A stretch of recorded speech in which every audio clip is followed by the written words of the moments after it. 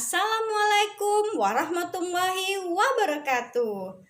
Selamat pagi anak-anak. Bagaimana kabar kalian hari ini? Semoga kalian selalu sehat ya dan selalu semangat dalam belajar.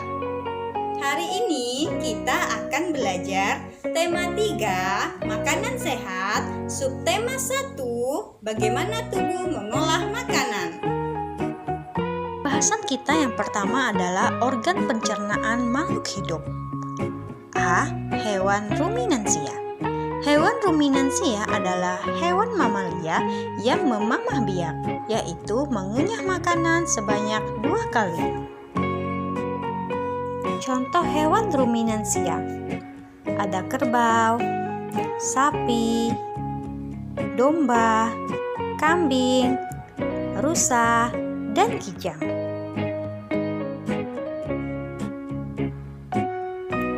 Sistem pencernaan hewan ruminansia lebih kompleks dari hewan lainnya.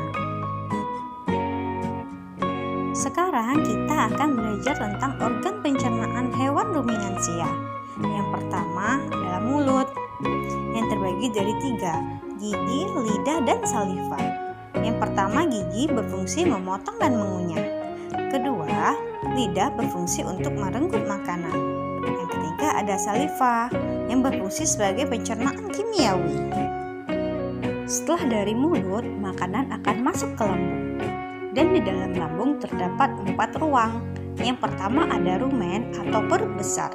Di dalam rumen, makanan dicerna oleh mikroba hingga menjadi bubur.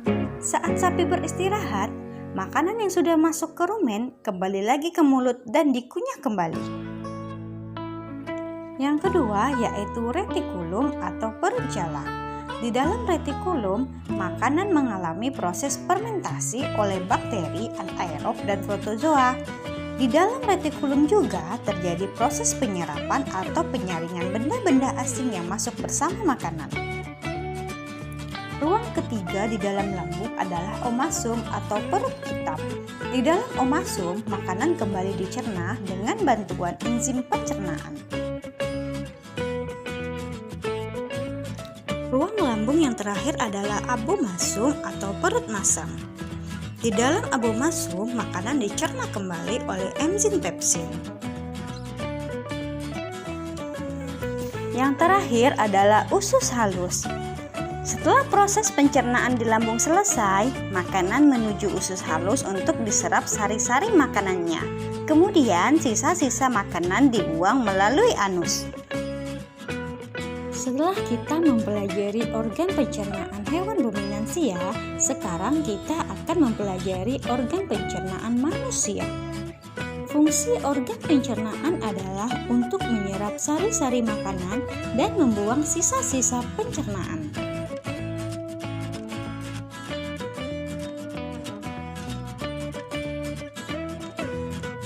Proses pencernaan pada tubuh manusia. Yang pertama adalah mulut.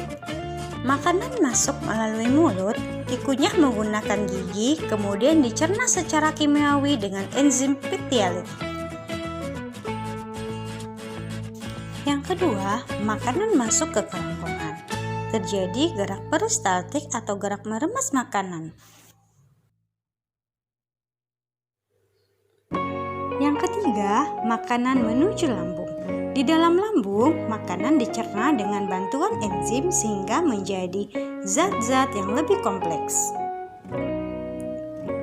Yang keempat, makanan diserap sari-sarinya di dalam usus. Dan yang terakhir, sisa-sisa makanan hasil pencernaan dibuang melalui anus. Pembelajaran berikutnya adalah tentang iklan. Apa sih itu iklan? Iklan adalah suatu pesan tentang keunggulan suatu produk barang dan jasa yang bertujuan mengajak pembaca atau pendengar untuk menggunakannya. Contoh-contoh media iklan yaitu ada media cetak yang berupa koran, pamflet, dan banner. Ada juga media elektronik seperti TV, radio, dan handphone. Ciri-ciri kalimat yang digunakan dalam iklan yaitu: yang pertama, bersifat persuasif atau mengajak. Yang kedua, kalimat yang digunakan mudah diingat dan memiliki kata kunci. Yang ketiga, menarik. Dan yang keempat, menggunakan kata ajakan seperti ayo dan mari. Ini adalah contoh iklan. Pembelajaran kita yang selanjutnya adalah keragaman di lingkungan kita, yaitu interaksi sosial. Hampir setiap hari kita melakukan interaksi sosial, baik dengan sesama individu maupun kelompok, di lingkungan keluarga, teman-teman, serta guru di sekolah.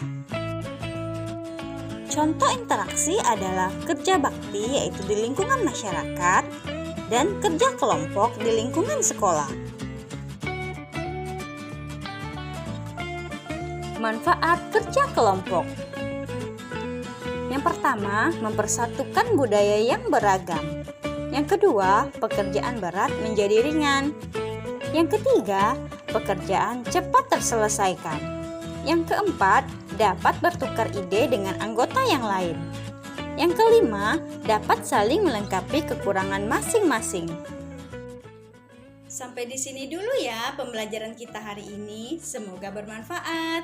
Wassalamualaikum warahmatullahi wabarakatuh.